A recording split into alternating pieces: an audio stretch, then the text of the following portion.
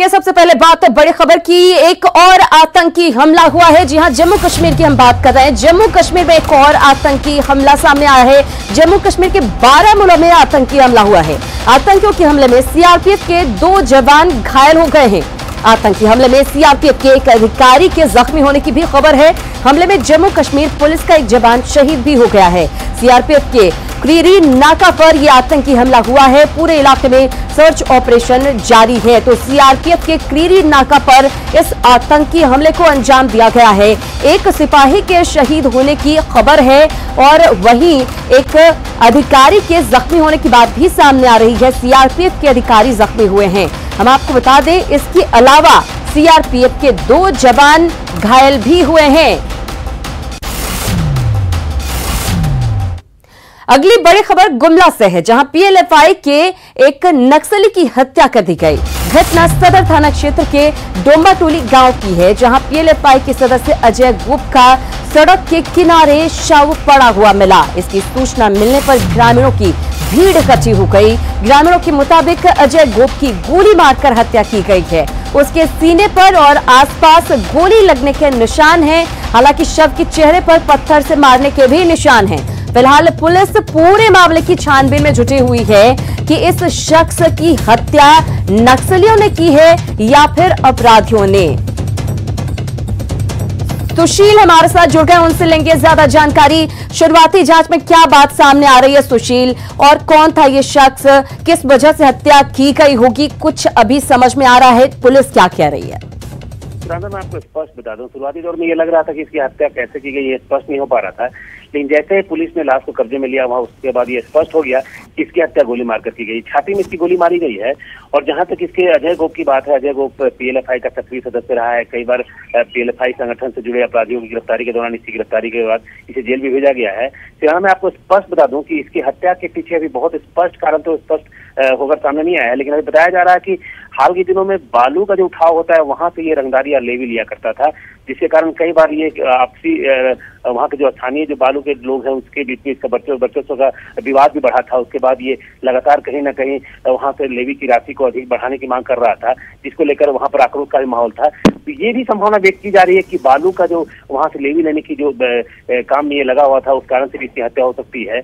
लेकिन अभी फिलहाल कुछ स्पष्ट कहा नहीं जा सकता है। लेकिन जिस तरह से आसपास के ग्रामीणों ने बताया कि रात मध्य रात्रि में एक गोली की आवाज सुनाई दी, क्योंकि इलाका सुनसान इलाका है, वहां पर कोई रात को निकला नहीं। लेकिन अगले सुबह जैसे लोग निकला तो सड़क के किनारे इसकी जो लाश मिली है उसके बाद पुलिस को सूचना दी गई। पुलिस छानबीन कर रही है। हालांकि पूरे मामले पर पुलिस प्रशासन ने यही बताया है कि पीएलएफआई का सक्रिय सदस्य था। इसकी हत्या के पीछे कारण क्या है वो स्पष्ट नहीं हो पाया, लेकिन पुलिस मामले बिल्कुल जो शुरुआती जांच में सामने आ रहा है वो यही कि वर्चस्व की लड़ाई में ऐसा हुआ है, बालू उठाव को लेकर यह किया गया है। बहुत धन्यवाद सुशील इस तमाम जानकारी के लिए। तो गुमला में नक्सली संगठनों के बीच वर्चस्व की लड़ाई फिलहाल लग रही है, लेकिन जांच के बाद ही पता चल पाएगा कि आखिर मौत की वजह क्या रही अजय गोप की। खबर चतरा से, जहां पर बेखौफ अपराधियों ने आरजेडी नेता इंद्रदेव यादव को गोली मार दी। घायल आरजेडी नेता को बेहतर इलाज के लिए रिम्स रेफर किया गया है।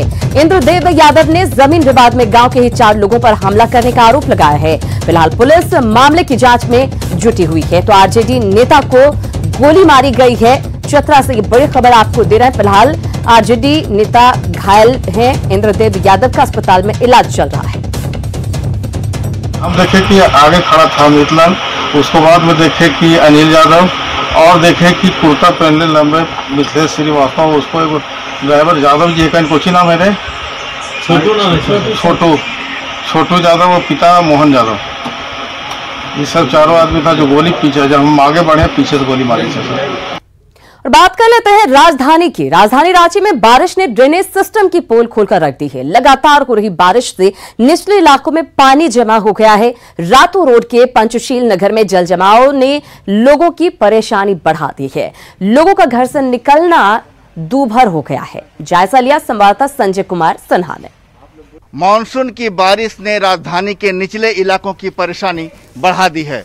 हम इस समय खड़े हैं राजधानी रांची के पंचशील नगर मोहल्ले में, जहां आप देख सकते हैं कि बारिश का जो पानी है किस तरह सड़कों पर बह रहा है। नाली कहां है, सड़क कहां है, बिल्कुल दिखना मुश्किल है। हम यहाँ के लोगों से बात करेंगे कि उनका यहाँ घर से निकलना कितना आसान है, कितनी मुश्किलें हैं। आज 15-20 साल से यही झेल रहे हैं। हर मानसून में हम लोग को 4-5 महीना हम लोग को यही झेलना पड़ता है, पानी में डूब कर आना पड़ता है। विशेषकर महिलाएं सब को बहुत तकलीफ है, घर से निकलना बहुत मुश्किल हो जाता है कि पानी के चलते इतनी परेशानी है। और परेशानी तो है ही, इसमें बहुत सा जीव जंतु, बरसाती सांप वगैरह इतने ज्यादा आते हैं कि यहाँ पर शाम में निकलना बड़ा ही कष्टमय हो जाता है। और शाम में आइएगा तो यहाँ रोड में ऐसे ही सांप दिख जाता है। बहुत परेशानी है, रोड में जाने आने के लिए इतना दिक्कत है कि आदमी जाना भी मुसीबत हो जाता है और बच्चा लोग भी जाने के लिए दिक्कत है। ये रोड में इतना झेलने पड़ रहा है कि हम लोग के इतना समस्या के निकल नहीं पा रहे हैं। नगर निगम की मनमानी से मोहल्ले वासियों की परेशानी बढ़ी हुई है। देखना यह है कि आखिर प्रशासन इनकी सुनता कब है। कैमरामैन शाहनवाज के साथ संजय कुमार सिन्हा, न्यूज 18 रांची। और अब बात कर लेते हैं राज्य में कोरोना से आखिर क्या स्थिति बनी हुई है। झारखंड में कोरोना मरीजों की संख्या 23,000 के पार पहुंच चुकी है। पिछले 24 घंटे की अगर बात करें तो 546 नए कोरोना मरीज मिले हैं। 24 घंटे में 14 लोगों की मौत कोरोना की वजह से हुई है और अब तक के मौत के आंकड़े की बात करें तो 244 लोगों की मौत कोरोना की वजह से हो चुकी है। अब तक कोरोना के 14,747 मरीज इलाज के बाद ठीक हो चुके हैं। राज्य में कोरोना के 8,233 एक्टिव केस इस वक्त अभी हैं। में झारखंड में कोरोना के 546 नए केस मिलने के साथ ही राज्य में कोरोना पॉजिटिव की संख्या बढ़कर 23,224 हो गई है, जिसमें 8,233 एक्टिव केस हैं। अगर बात करें पिछले 24 घंटे में राज्य में कोरोना से ठीक होने वालों की संख्या की तो 566 की संख्या में कोरोना पॉजिटिव ठीक हुए हैं, जिसकी वजह से राज्य में जो कोरोना पॉजिटिव के ठीक होने की कुल संख्या है वो बढ़कर 14,747 हो गई है। लेकिन दुखद बात यह है कि पिछले 24 घंटे में राज्य में कोरोना से 14 लोगों की मौत हुई है और राज्य में कोरोना से मरने वाली की जो संख्या है वह बढ़कर 244 हो गई है। राज्य में अभी तक लगभग 4.5 लाख सैंपल की जांच हुई है, जिसमें 23,224 कोरोना पॉजिटिव मिले हैं। राज्य के 4 जिलों में काफी संख्या में कोरोना पॉजिटिव मिल रहे हैं, जिसकी वजह से स्वास्थ्य विभाग ने इन 4 जिले रांची, पलामू, पूर्वी सिंहभूम और धनबाद में आज से 2 दिवसीय स्पेशल सैंपल कलेक्शन और ट्रेसिंग अभियान की शुरुआत की है और इन 2 दिनों में 40,000 लोगों का सैंपल जांच किए जाएंगे। कैमरामैन केटी के साथ उपेंद्र, न्यूज 18 रांची। तो लगातार बढ़ रहे कोरोना के मामलों के बीच जांच भी तेज गति से हो रही है। चलिए खबरों में आगे बढ़ते हैं। मुख्यमंत्री हेमंत सोरेन आज 6 नए पावर ग्रिड और ट्रांसमिशन लाइन का उद्घाटन करेंगे। रांची के प्रोजेक्ट भवन से सीएम ऑनलाइन इसका उद्घाटन करेंगे। मुख्यमंत्री जसीडीह, गिरिडीह, गोड्डा, सरिया और जमुआ ग्रिड और ट्रांसमिशन लाइन का शुभारंभ करेंगे। इन ग्रिड के शुरू होने के साथ ही गढ़वा में झारखंड को बिजली मिलने लगेगी। अब तक गढ़वा को उत्तर प्रदेश के केशवनगर और रिहंद से बिजली मिलती है, लेकिन इसका उद्घाटन होने के बाद राज्य से ही बिजली सप्लाई हो सकेगी। की आंख मिचौली से निजात दिलाने के लिए राज्य सरकार पूरी तरह से तैयारी में है और इसके तहत आज 6 पावर सब स्टेशन और ट्रांसमिशन लाइन का उद्घाटन हो रहा है। मुख्यमंत्री हेमंत सोरेन प्रोजेक्ट भवन से जसीडीह, गिरिडीह, गोड्डा, गढ़वा, सरिया और जमुआ ग्रिड और इससे जुड़े ट्रांसमिशन लाइन का उद्घाटन करने जा रहे हैं। इस तरह से देखेंगे कि ये 6 पावर सब स्टेशन और ट्रांसमिशन लाइन के उद्घाटन होने से इन क्षेत्रों में बिजली की आपूर्ति निर्बाध रूप से होती रहेगी। इसके अलावा गढ़वा से अब तक जो बिजली आपूर्ति झारखंड के बाहर से होता था वो दूर होगा, यानी कि झारखंड की बिजली अब गढ़वा में भी पहुंचेगी। कैमरा पर्सन राजीव के साथ भुवन किशोर झा, न्यूज 18 रांची। रुक करेंगे अगली खबर की ओर। जमशेदपुर से खबर, जहां बीजेपी नेता गणेश महाली और उनकी पत्नी पर गंभीर आरोप लगे हैं। इसके बाद गणेश महाली और उनकी पत्नी ने प्रेस कॉन्फ्रेंस कर सफाई दी। कदमा के एक शख्स तिलेश्वर प्रसाद प्रजापति ने गणेश महाली और उनकी पत्नी पर परिवार के साथ मारपीट और जमीन कब्जा करने का दरअसल आरोप लगाया है। आरोपों पर अपनी सफाई में मीडिया के सामने आए गणेश महाली ने एक वीडियो दिखाते हुए कहा कि तिलेश्वर प्रसाद ने कई परिवारों के साथ साथ मारपीट की है, लेकिन जमशेदपुर पूर्वी विधायक के संरक्षण की वजह से वो कई परिवारों को धमकाता रहा है। गणेश महाली ने कहा कि इलाके के असामाजिक तत्वों को जमशेदपुर पूर्वी विधायक का संरक्षण प्राप्त है, जिसकी वजह से इलाके में अपराध बढ़ रहे हैं। गणेश महाली ने तिलेश्वर प्रसाद के खिलाफ मानहानि और SC/ST एक्ट के तहत केस दर्ज कराने की धमकी दी है। ये सीधा सीधे आप समझ लीजिए ना, वो कोई नेता उसका है, विधायक इशारा इस तरह का कर रहा है। पूर्व में भी आरोप लगा था जब हमारा पश्चिम के विधायक राय जी थे, राय जी को दिल्ली सुबह से हम बैठना, राय जी का उसका आशीर्वाद प्राप्त होना, खुलियाम यहाँ के हमारे बस्ती के लोगों को धमकाता है। मेरा आप लोग कोई कुछ नहीं बिगाड़ सकते, मेरा ऊपर में राय जी है, जरूर है हमको मदद करने वाला है, आप लोग मेरा कुछ नहीं बिगाड़ सकते। हमेशा दिल्ली अगल बगल सब लोग को धमकाता है।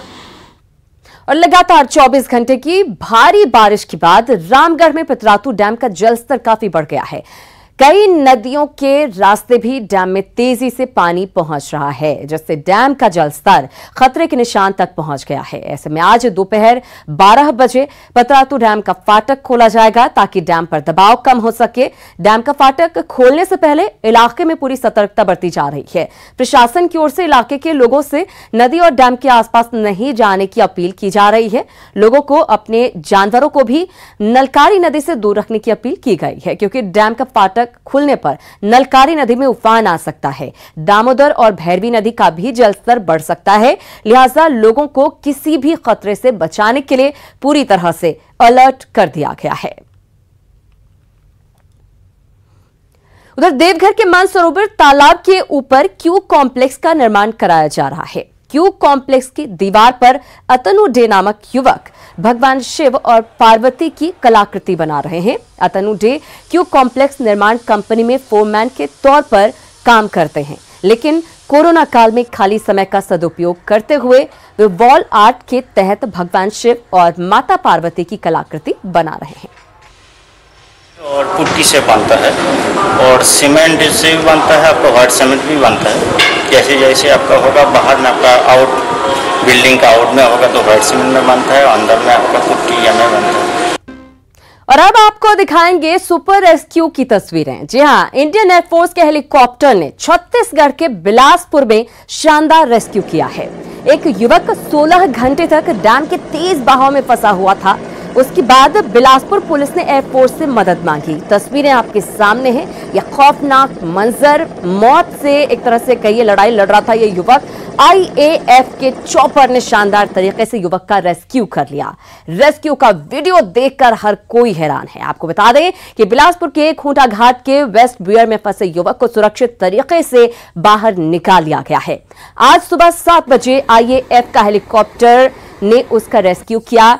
युवक ने पेड़ के सहारे बीच पानी में करीब 16 घंटे का वक्त गुजारा। ये 4 तस्वीरें किस तरह से डूबते को तिनके का सहारा मिला हुआ था।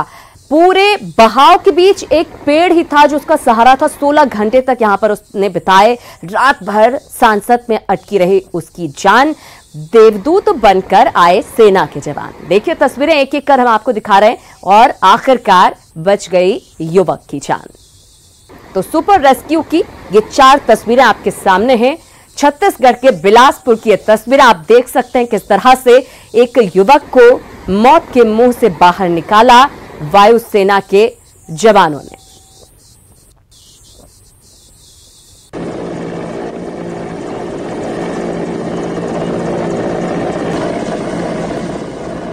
तो एक बार फिर से ये तस्वीर आप देखिए। 16 घंटे इस स्थिति में इस युवक ने बिताए और उसके बाद उसका रेस्क्यू किया गया है। हेलीकॉप्टर से युवक की जान आखिरकार बचा ली गई और किस तरीके से युवक की जान को बचाया गया है तस्वीरों में साफ आप देख सकते हैं।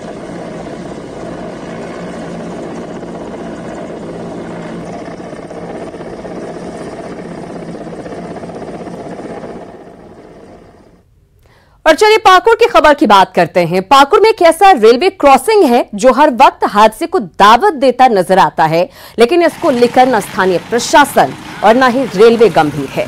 पाकुड़ से बड़हरबा जाने वाली MGR लाइन में रेलवे का कोई फाटक नहीं है, जिसकी वजह से बिना रुके छोटी बड़ी सभी गाड़ियां सरपट रेलवे लाइन क्रॉस कर जाती हैं। हालांकि बिना फाटक वाले इस क्रॉसिंग पर ट्रेनों को लेकर लोगों को अलर्ट करने के लिए एक गार्ड को तैनात किया गया है, लेकिन वो भी 24 घंटे ड्यूटी नहीं कर सकता और उसके लिए कोई सुविधा नहीं होने की वजह से बारिश के समय वो घर चला जाता है।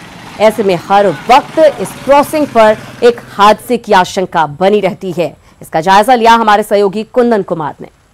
ये एमजीआर लाइन है और आप देख रहे हैं कि यहाँ पर जो है कोई गेट नहीं है, यहाँ पर खुलेआम जो वाहन है वो चला जाता है। और यह एमजीआर लाइन यानी कि ललमटिया से कोयला लेकर के ये एनटीपीसी फरक्का जाता है। एनटीपीसी में कोयला का वहाँ पर उपलब्ध कराया जाता है, जो मालगाड़ी सबसे ज़्यादा यहाँ से गुजरती है। यहाँ पर एक बोर्ड है जिसमें लिखा हुआ है रुकिए देखिए जाइए, यानी खुद से रुकिए देखिए और जाइए, हड़बड़ा करके नहीं जाना है। लेकिन कोई गेट नहीं होने के कारण वाहन चालक जरा भी नहीं रुकते हैं, वो सीधे चले जाते हैं। हमारे साथ यहाँ पर एक गार्ड है जो यहाँ पर रहते हैं। आप यहाँ पर रहते हैं, बारिश का दिन है, तो आपको क्या परेशानी होती है? आप रह पाते हैं बारिश के समय? बारिश के समय क्या करेंगे, भीग जाते हैं, इसलिए हम गांव की तरफ भाग जाते हैं। उस समय जब वाहन आता है तो क्या होता है? चला जाता है, हम क्या करेंगे, कितना भीग के रहेंगे। यानी कभी भी आप मानते हैं घटना घट सकता है? जी सर, संभव तो है। यानी कि आप देख रहे हैं कि गार्ड भी साफ तौर पर कह रहे हैं कि यहाँ पर कभी भी कोई बड़ी घटना घट सकती है, ये भी 24 घंटा नहीं रह पाते हैं। इसलिए यहाँ पर सबसे ज़रूरी है कि जो गार्ड है जिनको रखा गया है उनको रूम देना होगा रहने के लिए, लेकिन एनटीपीसी अभी तक ऐसी कोई व्यवस्था नहीं की है और यहाँ पर हर वक्त वाहन गुजरता है, जिससे एक बड़ी घटना की संभावना बनी रहती है। कुंदन कुमार, न्यूज़ 18 पाकुड़।